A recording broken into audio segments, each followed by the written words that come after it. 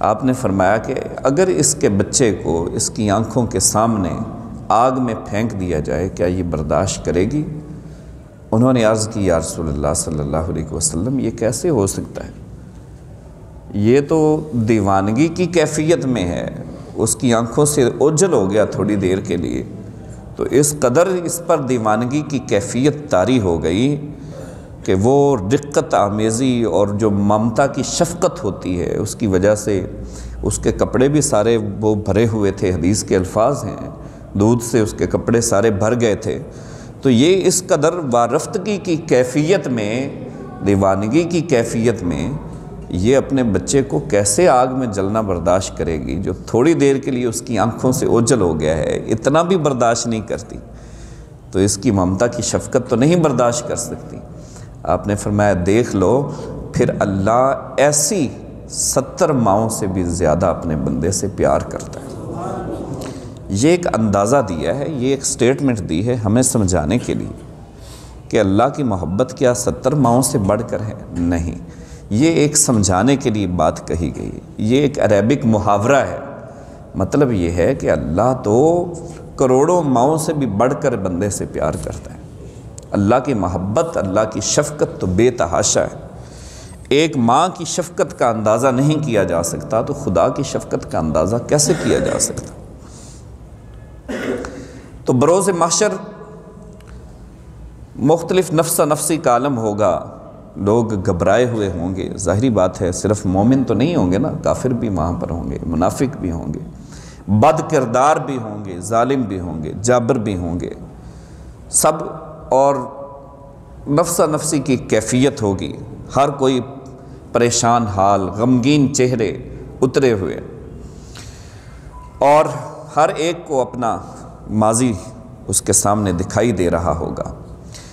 ایسی حالت میں قرآن کہتا ہے کہ کچھ چہرے ایسے بھی ہوں گے جو بڑے خوش و خرم ہوں گے، وجوہ یومئذ ناضرہ، وہ حشاش بشاش، ہنستے مسکراتے، کوئی غم نہیں، کوئی پریشانی نہیں، کوئی کسی قسم کی اداسی نہیں ہے۔ پوچھا جائے گا کہ اے پروردگار عالم یہ کون خوش نصیب ہیں؟ تو ان کو جواب دیا جائے گا الی ربہا ناظرہ، یہ وہ لوگ ہیں جو اپنے پروردگار کا دیدار کر رہے ہیں اور اس دیدار کی لذت سے بہرہ ور ہو رہے ہیں، یہ خوش نصیب ہیں۔ احادیث میں ان کی وضاحت کر دی گئی کہ جن کی آنکھیں اس کی یاد میں آنسو بہاتی رہیں، قیامت کے دن وہ اپنے خالق و مالک کی دیدار کی لذت سے بہرہ ور ہوں گے۔ عزیز دوستو، 7 قسم کے لوگوں کا ذکر کیا گیا ہے حدیث پاک میں۔ بخاری و مسلم کی حدیث مبارکہ ہے 7 لوگ ایسے ہوں گے بروز محشر جو اللہ تبارک و تعالیٰ کے عرش کے سائے کے نیچے ہوں گے، یوم لا ظل الا ظل عرش لہ، جس دن اس کے عرش کے سائے کے علاوہ اور کوئی سایہ نہیں ہوگا۔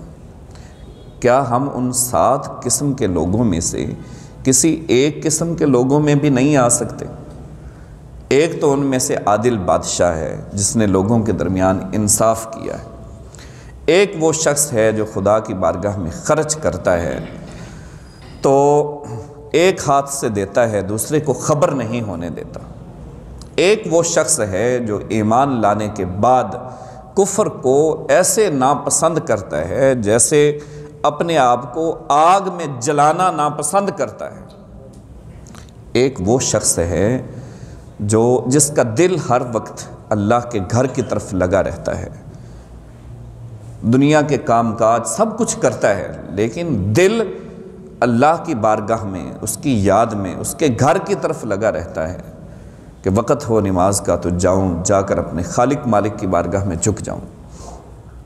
ایک وہ شخص ہے جو تنہا بیٹھ کے اپنے پروردگار کی بارگاہ میں آنسو بہاتا ہے، ایک وہ شخص ہے جو اس حال میں جوان ہوا کہ وہ خدا کا ذکر کر رہا تھا، اس کی جوانی خدا کے ذکر میں گزری، اس کی جوانی خدا کی یاد میں گزری، اور آخری وہ شخص ہے جس کو کسی حسین و جمیل فاحشہ عورت نے دعوت گناہ دی اور اس نے یہ کہہ کر ٹھکرا دیا کہ انی اخاف اللہ، میرا رب مجھے دیکھ رہا ہے، مجھے تو ڈر لگتا ہے۔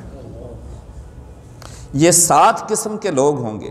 یوم لا ظل الا ظل عرش لہ، جس دن خدا کے عرش کے سائے کے علاوہ کوئی سایہ نہیں ہوگا، یہ اللہ کے عرش کے سائے کے نیچے ہوں گے۔ کسی ایک قسم میں تو ہم داخل ہو سکتے ہیں، پھر مجموعی طور پر قیامت کے دن جو احادیث میں بیان ہوا، قرآن پاک میں بیان ہوا، 3 قسم کے لوگ ہوں گے، لائے جائیں گے۔ ان میں سے ایک پہلی قسم ہوگی، یقیناً یہ مومن نہیں ہوں گے، یا نام نہاد مومن ہوں گے اور دنیا میں ایمان کا، مومنوں کا لبادہ تو اوڑھے رکھا، لیکن اس طریقے سے رسول اللہ صلی اللہ علیہ وسلم کی رسالت اور نبوت کا اقرار نہ کیا، آپ صلی اللہ علیہ وسلم کو پیغمبر آخر الزمان نہ مانا، اللہ کے بتائے ہوئے احکامات پر عمل پیرا نہ ہوئے، تو ظاہری طور پر تو مسلمان تھے، لیکن حقیقت میں وہ مسلمان نہیں تھے۔ ان میں سے ایک شخص کو بلایا جائے گا، پوچھا جائے گا تو نے دنیا میں یہ فلاں کام کیا، تجھے میں نے زندگی دی تھی، مال و دولت دیے تھے، کیا تو نے ان نعمتوں کا شکر ادا کیا؟ وہ کہے گا کہ اللہ نہیں کیا۔ اللہ فرمائے گا تجھے میں نے اولاد دی تھی، کیا تو نے اس کا شکر ادا کیا یا بھول گیا، بھلا دیا مجھے؟ وہ کہے گا کہ بھلا دیا۔ اسی طرح سوالات کا سلسلہ چلتا رہے گا، تجھے فلاں نعمت دی تھی، فلاں نعمت دی تھی، فلاں نعمت دی تھی۔ اچھا یہ بتا کہ آج کا دن تیری میرے ساتھ ملاقات ہونی تھی فیس ٹو فیس، کیا اس بات کا تیرے پاس علم تھا؟ وہ کہے گا کہ ہاں اے اللہ تھا۔ اس کو بھی تو نے بھلا دیا؟ وہ کہے گا کہ ہاں اے اللہ میں نے بھلا دیا۔ اللہ فرمائے گا انسیت الیوم کما انسیتنی، جس طرح تو نے ہمیں فراموش کر دیا، ہم نے بھی تجھے فراموش کر دیا۔ خدا بھی اس کو بھلا دے گا، اس کو فراموش کر دے گا۔ جس کو قیامت کے دن جو ججمنٹ ڈے ہے، اللہ جس کو فراموش کر دے، آپ اندازہ کر سکتے ہیں کہ پھر اس کی عاقبت کیا ہے، سوائے جہنم کے اور اس کے پاس کچھ نہیں ہوگا۔ دوسری قسم ایسے لوگوں کی ہوگی، بخاری شریف میں یہ بھی بیان ہوا، یدن المؤمنون الی ربہ، مومنوں کو اپنے رب کے قریب کیا جائے گا۔ اس کا مطلب یہ ہے کہ یہ دوسری قسم مومنوں کی ہے، جو پہلی قسم ہے اس کا تعلق مومنوں کے ساتھ نہیں ہوگا، اس کا تعلق مومنوں کے ساتھ نہیں ہوگا۔ کسی سٹیج پہ آ کر، کسی جگہ پہ آ کر بہت سارے ایسے لوگ ہیں جنہوں نے معاذ اللہ استغفر اللہ رسول اللہ صلی اللہ علیہ وسلم کی باتوں کا ہی انکار کر دیا، جنہوں نے حضور کی حدیث کا ہی انکار کر دیا۔ وہ کس منہ سے سامنا کریں گے؟ کہتے ہیں جی قرآن کافی ہے۔ یہ پچھلے دنوں سٹیٹمنٹ دی تھی سعودیہ کے محمد بن سلیمان نے، اور یہاں پر بھی کچھ دہری قسم کے لوگ ایسے ہیں جو کہتے ہیں ہمارے لیے قرآن ہی کافی ہے۔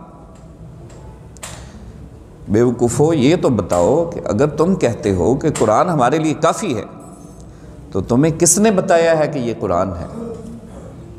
اتنا تو بتا دو، تمہیں یہ بتایا کس نے ہے کہ یہ قرآن ہے؟ تمہیں یہ کس نے کہا ہے کہ یہ میرے اوپر نازل ہوا ہے؟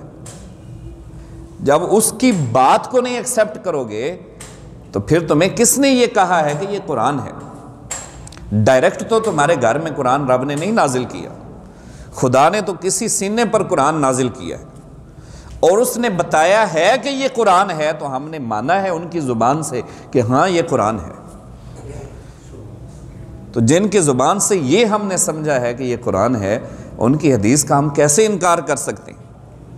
ان لوگوں کو عقل کے ناخن لینے چاہیے۔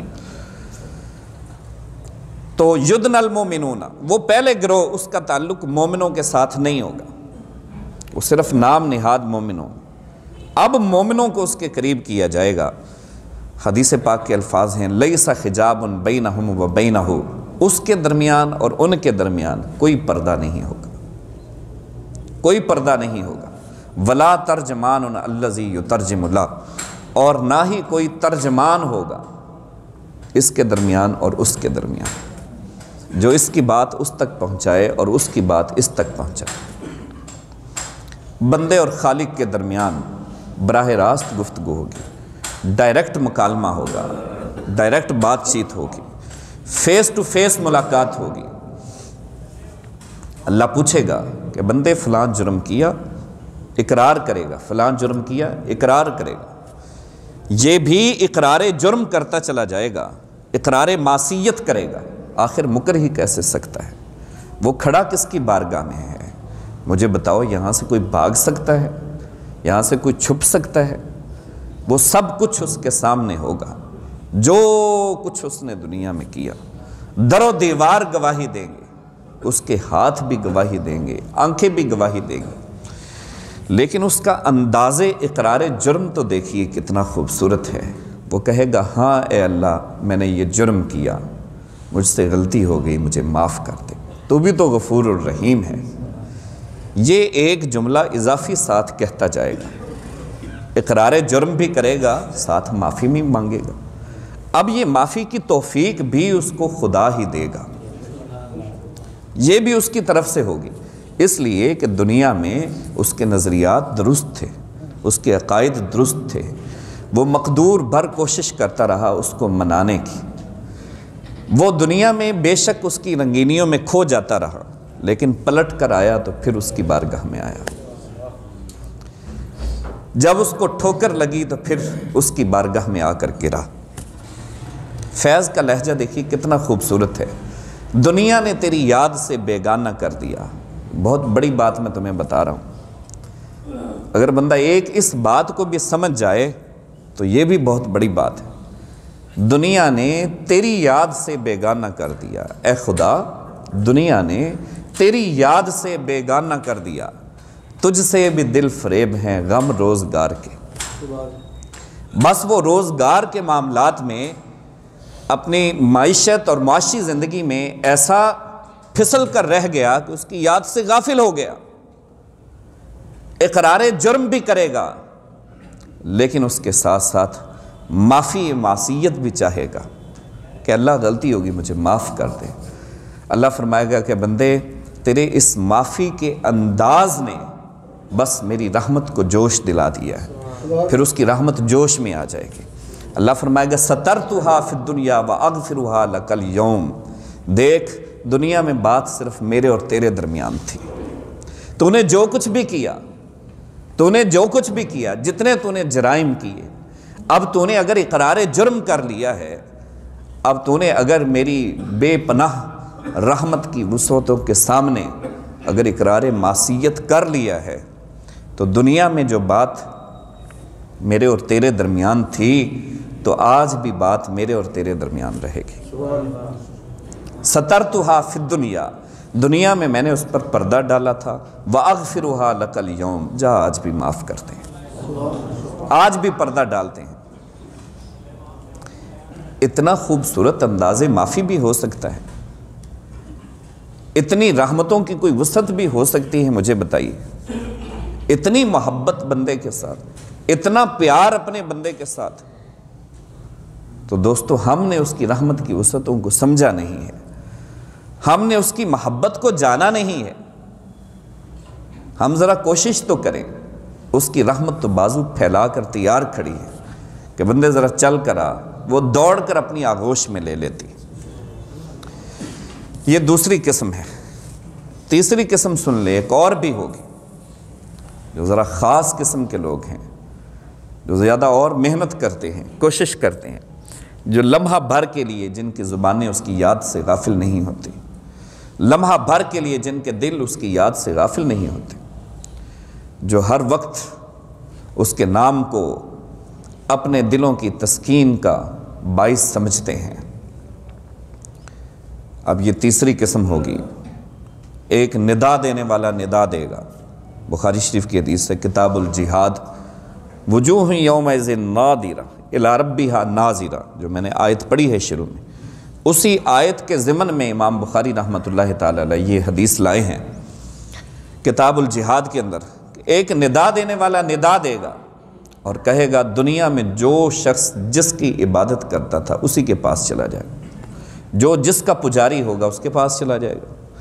صلیب کے پجاری اس طرف چلے جائیں گے، ستارہ پرست اس طرف چلے جائیں گے، آگ کے پجاری اپنے دیوتاؤں کی طرف چلے جائیں گے، سمندر کے پجاری ادھر چلے جائیں گے، بتوں کے پجاری اپنے اپنے دیوتاؤں کو لے کر ایک طرف ہو جائیں گے۔ ہر کوئی اپنے اپنے دیوتا کو لے کر، اپنے اپنے معبود کو لے کر الگ الگ ہوتے چلے جائیں گے۔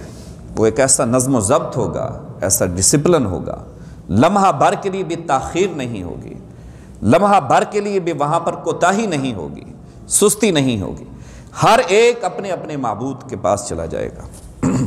کچھ لوگ ہوں گے جو کسی کو لے کر کہیں نہیں گئے ہوں گے، وہ کسی کا انتظار کر رہے ہوں گے۔ اللہ فرمائے گا ہر کوئی تو اپنے اپنے معبود کے پاس چلا گیا ہے، لیکن تم کیوں نہیں گئے ہو؟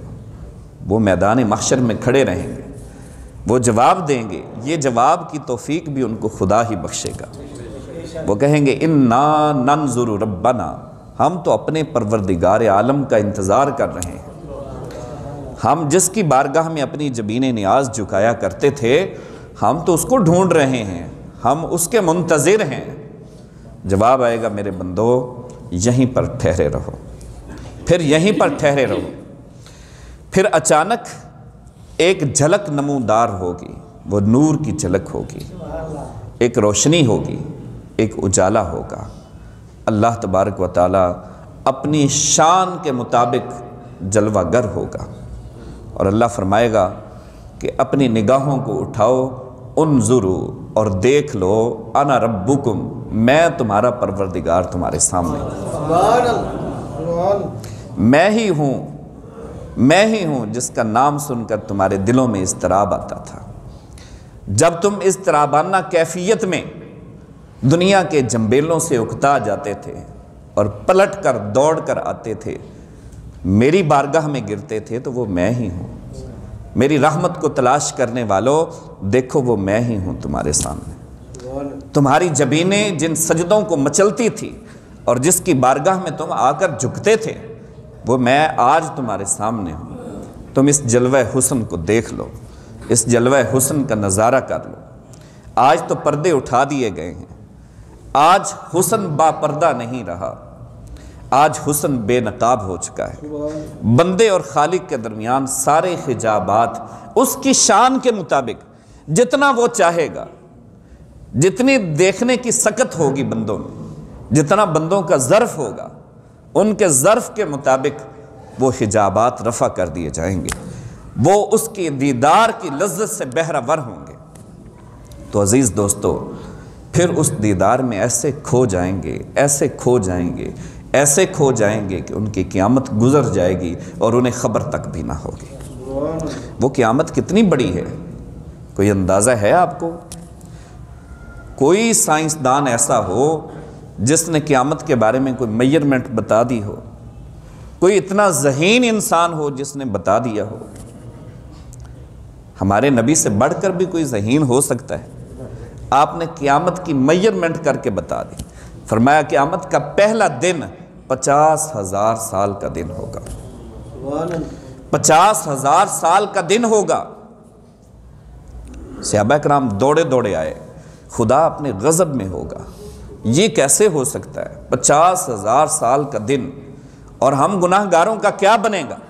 اللہ نے قرآن کی آیات نازل فرما دی کہ میرے محبوب کے غلاموں، وہ 50,000 سال کوئی تمہارے لیے ہوں گے؟ سأل سائل، سورہ مارج نازل ہوئی، سأل سائل، سوال کرنے والے سوال کرتے ہیں اس عذاب کے بارے میں جو قیامت کے دن نازل ہوگا۔ 50,000 سال کا دن، 500 صدیاں بنتی ہیں۔ سأل سائل بعذاب واقع للکافرین، وہ عذاب تو کافروں کے لیے میں نے خاص کر دیا ہے۔ لیس لہ دافع من اللہ ذی المعارج، کسی صورت میں وہ ہٹنے والا نہیں ہے، وہ خدا کی طرف سے۔ تعرج الملائکۃ، فرشتے بھی عروج پر فائز ہوں گے، بڑے بڑے مقامات پر خدا کی بارگاہ میں عروج کریں گے فرشتے۔ والروح، جبرائیل امین بھی حاضر ہوگا، سب کے سب کرامن کاتبین، منکر نکیر، رضوان، سارے کے سارے فرشتے وہ خدا کی بارگاہ میں حاضر ہو جائیں گے۔ تارج الملائکۃ والروح الیہ یومن کان مقدارہ 50,000 سنۃ، اس دن جس دن کی مقدار 50,000 سال ہوگی۔ اللہ نے اس کی تائید میں قرآن کی آیات نازل فرما دی۔ 50,000 سال اس دن کی مقدار ہوگی۔ تو جب یہ آیات نازل ہوئیں کہ وہ تو کافروں کے لیے ہے عذاب، پھر پلٹ کر انہوں نے سوال کیا آخر وہ دل کے اضطراب کو کیسے بجھا سکتے تھے، دل کی بے چینی کو کیسے ختم کر سکتے تھے؟ تسلی نہ ہوئی ابھی تک، ابھی بھی تسلی نہ ہوئی۔ آ گئے یا رسول اللہ صلی اللہ علیہ وسلم پھر ہماری قیامت کا کیا حال ہوگا؟ یہ 50,000 سال تو کافروں کے لیے ہیں، ہماری قیامت کیسے گزرے گی؟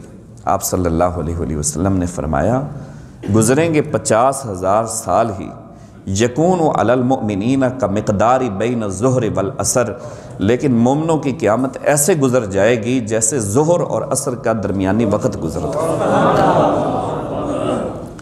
یہ ایک حالت بتائی آپ نے، یہ ایک حالت بتائی۔ کچھ لوگوں کے تو 50,000 سال ہی گزریں گے، کچھ لوگوں کے 50,000 سال 1,000 کے برابر کر دیے جائیں گے، اس کی ڈیوریشن بڑھا دی جائے گی سپیڈ کی۔ آپ دیکھیں کہ یہاں سے کسی نے اگر ایئرپورٹ میں جانا ہے، اگر وہ 20 کی سپیڈ پہ جائے گا تو ہو سکتا ہے اس کو گھنٹہ لگ جائے، اگر وہ 50 کی سپیڈ پہ جائے گا تو وہ 45 منٹ میں پہنچ جائے گا، اگر وہ 100 کی سپیڈ میں جائے گا تو آدھے گھنٹے میں پہنچ جائے گا، اس سے جلدی بھی پہنچ سکتا ہے۔ سپیڈ بڑھا دی جائے گی، اس کی ڈیوریشن کم کر دی جائے گی۔ تو وقت کا تعین کیا، کچھ خاص غلام ایسے بھی ہوں گے، خاص لوگ، اور بات مومنوں کی ہو رہی ہے۔ اِنَّهُ لَيُخَفَّفُ عَلَى الْمُؤْمِنِ، قیامت مومنوں پر اور زیادہ مخفف کر دی جائے گی، اس میں تخفیف کر دی جائے گی۔ کتنی تخفیف کر دی جائے گی؟ کَالصَّلَاةِ الْمَكْتُوبَةِ، جتنا 1-2 رکعت فرض نماز کا وقت گزرتا ہے اتنی دیر میں ان کی قیامت گزر جائے گی، اتنی دیر میں قیامت گزر جائے گی دوستو۔ اور پھر کچھ تو وہ ہیں کہ جن کی پلک جھپکنے میں بھی قیامت گزر جائے گی۔ اتنا رحم و کرم اپنے بندوں پر، اور آج ہم اس رشتے کو بھولے بیٹھے ہیں، آج ہم اس تعلق کو بھول گئے ہیں۔ ہمارا اپنے خالق کے ساتھ کتنا تعلق تھا، آج ہر طرف سے آنے والے جہنم کے جھونکوں نے ہمیں اپنے خدا سے دور کر دیا ہے۔ اس عذاب کے ڈر کے جھونکوں نے ہمیں اپنے خالق کی جو محبت تھی، جہاں پر خوف ہوتا ہے وہاں پر محبت تو نہیں رہتی۔ تو خوف کا بھی ایک لیول ہے، اس خوف کا بھی ایک لیول ہے، اس کو بھی بیان کیا گیا جو میں شروع میں بیان کر چکا، لیکن محبت کا کیا لیول ہے اس کی تو کوئی حد نہیں ہے۔ ایک فرمان آپ سنیں، ایک فرمان، اور یہ کوئی عام بات نہیں ہے، یہ ساری باتیں بخاری و مسلم سے مشتق ہیں، ایک بات بھی ادھر ادھر کی نہیں کر رہا ہوں میں آپ کے سامنے۔ آپ صلی اللہ علیہ وسلم نے فرمایا کہ وہ شخص جس کی آنکھوں سے اس کی یاد میں آنسو ٹپکا اور مکھی کے سر کے برابر آنسو ڈھلک آیا اور ڈھلکتے ہوئے اس کے رخسار تک پہنچ گیا، بے شک اس سے آگے بڑھا یا نہیں بڑھا، فقد حرم اللہ علیہ النار، اللہ اس پر جہنم کی آگ حرام فرما دیتا۔ ایک آنسو، ایک منیمل لیول، ایک آنسو کی بات ہو رہی ہے، زندگی بھر آنسوں کی بات نہیں ہوئی، صرف ایک آنسو کے بدلے آپ دیکھیے تو صحیح کتنا بڑا انعام دے رہا ہے خدا۔ ایک آنسو ٹپکا آنکھوں سے، اور وہ بھی اس کے خوبصورت گال تک پہنچا، اس سے آگے نہیں بڑھا۔ وہ خشک بھی تو ہو سکتا ہے، لیکن فرمایا کہ فقد حرم اللہ علیہ النار، خدا نے اس پر جہنم کی آگ حرام کر دی۔ آج تمہارا اپنے خالق کے ساتھ کیا تعلق ہے؟ کیا رشتہ ہے اپنے خالق اور مالک کے ساتھ؟ کون ہیں وہ لوگ جو آپ کے رشتے کو کمزور کرنا چاہتے ہیں؟ کون ہے جو آپ کے تعلق محبت کو توڑنا چاہتے ہیں؟ کبھی آپ نے اس حدیث پر غور کیا کہ رسول سے بڑھ کر اور کون ہو سکتا ہے؟ جب یہ فرمان سنایا گیا تو یہاں پر بھی کچھ لوگ پھر اس میں امینڈمنٹ کرنے والے ہوتے ہیں۔ میں کہتا ہوں کہ جب رسول نے امینڈمنٹ نہیں کی تو تم کیسے جرأت کر سکتے ہو اس فرمان میں امینڈمنٹ کرنے کی؟ تم اس میں تبدیلی کیسے کر سکتے ہو؟ تم اپنی طرف سے اضافہ کیسے کر سکتے ہو؟ تمہیں یہ اختیار کس نے دیا؟ تمہیں یہ جرأت کس نے دی؟ منڈیر پر بیٹھے ہوئے ہیں رسول خدا، ابو ذر غفاری، حضرت معاذ، ابو ہریرہ سب پاس ہیں۔ آپ صلی اللہ علیہ وآلہ وسلم نے فرمایا من قال لا الہ الا اللہ، جس نے ایک مرتبہ خلوص دل کے ساتھ لا الہ الا اللہ کہہ دیا، فقد حرم اللہ علیہ النار، خدا نے اس پر بھی جہنم حرام کر دی۔ اب یہاں کہا جاتا ہے کہ لا الہ الا اللہ سے مراد یہ ہے، لا الہ الا اللہ سے مراد وہ ہے۔ جب رسول نے کہہ دیا کہ لا الہ الا اللہ تو بات ختم ہوگی۔ اس کے بعد ایک شرط رکھی خلوص نیت کی، اس کے دل میں بھی خدا کی محبت ہے، یہ اسینشن نہیں ہے گناہوں کے لیے، لیکن جب اتنا یقین بندے کا ہوگا تو وہ تعلق دوبارہ پھر بحال ہو جائے گا۔ وہ مجھ سے اتنی محبتیں نبھا رہا ہے، میں اس سے کتنی محبتیں نبھا رہا ہوں، وہ مجھ پر اتنا کرم پہ کرم کیے جا رہا ہے، وہ مجھ پر عطا کیے جا رہا ہے، میں اس کی کتنی فرما برداریاں کر رہا ہوں، میں اس کے تعلق محبت کا کتنا بدلہ دے رہا ہوں۔ آخر مجھ پر بھی کوئی حقوق ہیں، اس کے حقوق بندگی ہیں، اس نے تو اپنے حقوق ربوبیت سارے پورے کر دیے ہیں، لیکن کچھ حقوق بندگی بھی لاگو ہوتے ہیں نا ہمارے اوپر۔ تو وہاں پر ایک صحابی آئے، یا رسول اللہ صلی اللہ علیہ وسلم، پلٹ کر قریب آئے اور انہوں نے پوچھا یا رسول اللہ صلی اللہ علیہ وسلم کہ اگرچہ اس نے گناہ کبیرہ کیے ہوئے؟ فرمایا اگرچہ۔ اس نے پھر پلٹ کر سوال کیا، تسلی نہ ہوئی، اگرچہ اس نے گناہ کبیرہ کیے ہوئے ہوں؟ فرمایا اگرچہ۔ تیسری مرتبہ پھر پوچھا، ہر مزاج کے لوگ وہاں پر بھی تھے نا، کچھ سخت مزاج تھے، کچھ نرم مزاج تھے۔ سیدنا صدیق اکبر رضی اللہ تعالیٰ بڑے لینیٹ قسم کے انسان تھے اور انتہائی نرم مزاج تھے، کچھ سخت مزاج بھی تھے کہ یہ کیسے ہو سکتا ہے کہ ایک بندے نے زندگی بھر کچھ نہیں کیا، زندگی بھر گناہوں کا پلندہ، صرف ایک جملہ زبان سے بولا لا الہ الا اللہ، اور اس پر خدا نے جہنم حرام کر دی۔ پھر پلٹ کر آیا تیسری مرتبہ، یا رسول اللہ اگرچہ۔ فرمایا تمہاری ناک خاک آلود ہو، میں کہہ جو رہا ہوں اگرچہ اس نے گناہ کبیرہ کیے ہوں، خدا اس پر جہنم کی آگ حرام فرما دیتا۔ اور پھر دیکھیں آپ تیسری نمبر، وہ شخص جس کے گناہوں کا پلڑا بھاری ہوگا، نیکیوں کا پلڑا نیچے رہ جائے گا، نیکیوں کا پلڑا جو ہے اس کا وہ اوپر رہ جائے گا، گناہوں کا پلڑا بھاری ہوگا، نیکیوں کا پلڑا آسمان تک لگا ہے، گناہوں کا پلڑا زمین تک لگا ہے، اتنے گناہ اتنے گناہ اتنے گناہ، کوئی نیکی نہیں ہے۔ پھر ایک پوچھا جائے گا کیا کچھ باقی بھی ہے اس کے نامہ اعمال میں؟ کہا جائے گا کہ اے خدا ایک کاغذ کا ٹکڑا ہے، فرمایا رکھو، اس کو بھی رکھا جائے گا۔ جو ہی رکھا جائے گا نیکیوں والا پلڑا زمین پر لگ جائے گا، گناہوں والا پلڑا آسمان تک چلا جائے گا۔ حضور یزداں میں اس کو کھول کر دکھایا جائے گا، یہ کون سا اس کا اتنا بڑا عمل ہے؟ جب اس کو کھولا جائے گا اس کے اوپر لکھا ہوگا لا الہ الا اللہ محمد الرسول اللہ۔